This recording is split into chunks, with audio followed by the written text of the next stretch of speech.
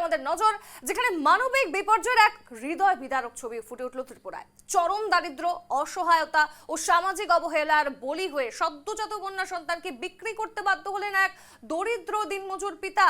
আর সেই ঘটনার রেশ কাটতে না কাটতেই আত্মঘাতী হলেন তিনি। এই মর্মান্তিক ঘটনাকে ঘিরে তীব্র চাঞ্চল্য ছড়িয়েছে উত্তর ত্রিপুরা জেলা জুড়ে। ঘটনাটি সংঘটিত হয়েছে ধর্মনগর থানাধীন ঢুপির বন্ধ লালছড়া এলাকার ৩ নম্বর ওয়ার্ডে।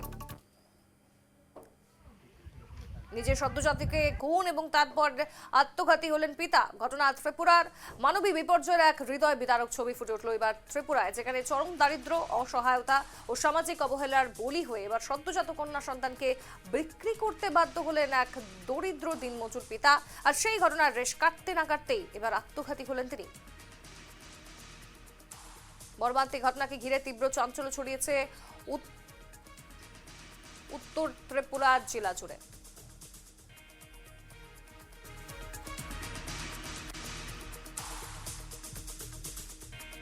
বিস্তারিত জানতে আমরা সরাসরি চলে যাব ত্রিপুরা। এই মুহূর্তে কিশোর রঞ্জন ধর আমাদের সঙ্গে যুক্ত হয়েছে। কিশোর, একেবারে হৃদয় বিদারক ঘটনা, যেখানে দেখা যাচ্ছে যে নিজের কন্যা সন্তানকে তিনি প্রথমে বিক্রি করলেন এবং তারপর বাধ্য হয়ে আত্মঘাতী হলেন তিনি। একেবারে মর্মান্তিক ঘটনা, কি কারণের পেছনে কি জানতে পারছো? দেখো, তার পেছনে একটাই কারণ, যে দারিদ্রতা। অর্থাৎ সেই যে ব্যক্তি রবীন্দ্র দাস, তিনি ডুপিরবল লালচড়া এলাকার বাসিন্দা এবং তিনি একজন পেশায় একজন রাজমিস্ত্রি। তার সংসারে শুধুমাত্র স্ত্রী, 2 সন্তান সহ এক বৃদ্ধা মা ছিলেন। এবং যতটুকু খবর, যে গত সোমবার অসমের শ্রীভূমি জেলার বেসরকারি হাসপাতাল মাকুন্দাতে এক কন্যাশ্রী সন্তানের জন্ম হয়। তারপরেও তিনি মানসিকভাবে, অর্থাৎ সেই দারিদ্রতার কারণে তিনি এক প্রকার ভেঙে পড়েন এবং পরবর্তীতে অসমের শিলচরে এক ব্যক্তির কাছে সেই নব নব সদ্যজাত শিশু কন্যাকে সেখানে তিনি বিক্রি করেন এবং সেটি তার স্ত্রী তখন জানতেন না। পরবর্তীতে সেই খবরটি স্ত্রী জানার পর তাদের সংসারে অশান্তি শুরু হয়। পরবর্তীতে আজ সকালবেলা স্ত্রী বাড়ির পাশেই স্বামীর ঝুলন্ত মৃতদেহ দেখতে পান।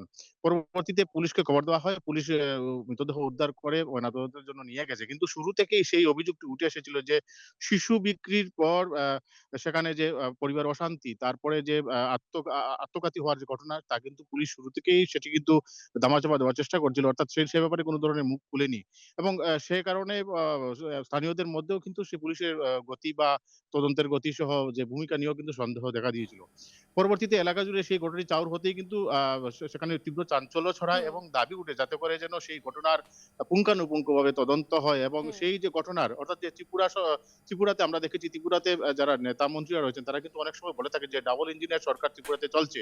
কার্যত সেই ঘটনাটি চাউর হতেই কিন্তু স্থানীয় জনমনে একটাই দাবি উঠছে বা একটাই প্রশ্ন, যে আদতেই তাদের যে সেই যে দাবি আদতে তা কিন্তু কার্যত শুধু যে তাদের বাক্যের মধ্যে যে ফুলঝুরি, তাছাড়া আর কিছুই নয় বলে তারা কিন্তু দাবি তুলেছেন। পাশাপাশি শিশু সুরক্ষা সহ নানা দিক থেকে কিন্তু দাবি উঠছে যে সে ব্যাপারে কেন কোনো ধরনের ব্যবস্থা গ্রহণ করা হচ্ছে না বা ব্যবস্থা গ্রহণেরও দাবি উঠছে।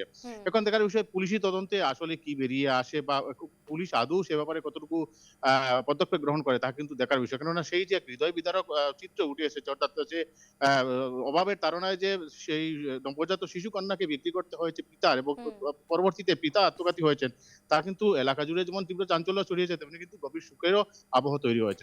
আরো একটা বিষয়, যেখানে এই সন্তানকে বিক্রি করে দেওয়া হয়েছে, সেই সন্তানকে ফিরিয়ে আনার জন্য প্রশাসন বা এলাকার জনপ্রতিনিধি কোনো ধরনের সাহায্যের হাত বাড়িয়েছে কি, বা তার পরিবারের ক্ষেত্রে কোনো ধরনের সহযোগিতা?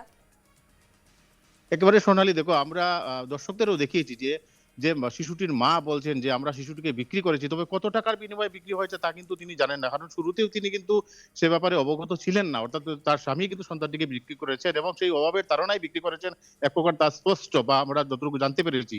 কিন্তু সেই যে মা, সেই শিশুটির মা, অর্থাৎ যে মৃত ব্যক্তির যে স্ত্রী, তিনি কিন্তু এক প্রকার অসহায় সুরে, যার যে চোখে মুখে সেই যে চিত্র ফুটে উঠেছে, কিন্তু অসহায় সুরে তিনি সেই কথা জানিয়েছেন। এদিকে প্রশাসনের তরফে কিন্তু গোটা বিষয় নিয়ে কিন্তু এক প্রকার যে মুখ খুলতে নারাজ। আমরা দেখেছি দর্শকদের যে পুলিশ কোনোভাবে মুখ খুলতে চাইছে না। পাশাপাশি যদি আমরা বলি যে স্থানীয় জনপ্রতিনিধি সেখানে কিন্তু কোনো ধরনের হস্তক্ষেপ এখন পর্যন্ত আমরা পরিলক্ষিত করিনি। স্বাভাবিকভাবেই আদৌ সেই শিশুটিকে উদ্ধার করতে প্রশাসন কতটুকু তৎপরতা দেখায়, সেটা কিন্তু এখন কোটি টাকার প্রশ্ন হয়ে দাঁড়িয়েছে। বেশ, ধন্যবাদ তোমায় কিশোর।